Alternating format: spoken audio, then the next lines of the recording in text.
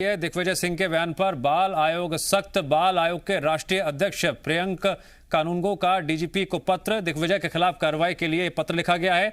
दरअसल दिग्विजय सिंह ने सरस्वती शिशु मंदिर पर विवादित टिप्पणी की थी, जिसको लेकर कई सवाल खड़े भी हुए थे और अब बाल आयोग ने भी सख्ती दिखाते हुए डीजीपी को पत्र लिखा है। दिग्विजय के खिलाफ कार्रवाई के लिए यह पत्र लिखा है। इससे पहले तस्वीरें सामने आई थी जहां पर खुद शिशु मंदिर के छात्र सड़कों पर उतरकर हाथों में बैनर लिए विरोध कर रहे थे इस बयान का। अब दूसरी तरफ बाल आयोग भी इस मामले में बेहद सख्त, जिसके तहत डीजीपी को लिखा पत्र दिग्विजय के खिलाफ कार्रवाई को लेकर। जी मीडिया संवाददाता वासु जुड़ गए हमारे साथ इस खबर पर और अधिक जानकारी के लिए। वासु, दिग्विजय अपने उस बयान को लेकर अब चौतरफा घिरते जा रहे हैं, जिसमें उन्होंने सरस्वती मंदिर को लेकर जो बयान दिया था, छात्रों ने प्रदर्शन किया हाथों में बैनर पोस्टर लेकर। अब बाल आयोग ने भी डीजीपी को लिखा पत्र। क्या अपडेट आपके पास?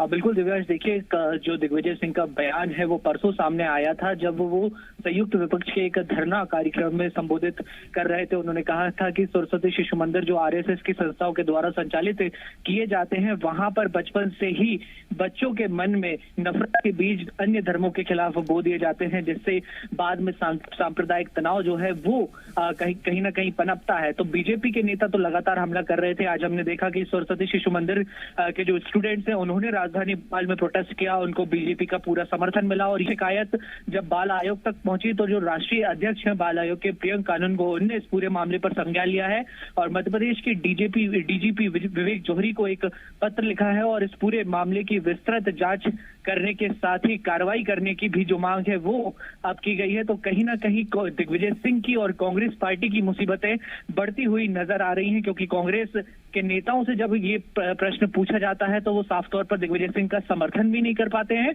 और ना ही पल्ला झाड़ते हैं। तो कहीं ना कहीं दिग्विजय सिंह, ये कहा जा सकता है कि इस बयान के बाद सियासी तौर पर चारों तरफ से घिरते हुए नजर आ रहे हैं। ठीक है वासु, यानी अगर हम इस खबर को बहुत सीधे और सरल तरीके से समझने की कोशिश कर रहे हैं तो क्या ये माना जाए कि बाल आयोग के राष्ट्रीय अध्यक्ष के डीजीपी को पत्र लिखे जाने के बाद दिग्विजय सिंह के खिलाफ क्या हो सकती है कानूनी कार्रवाई?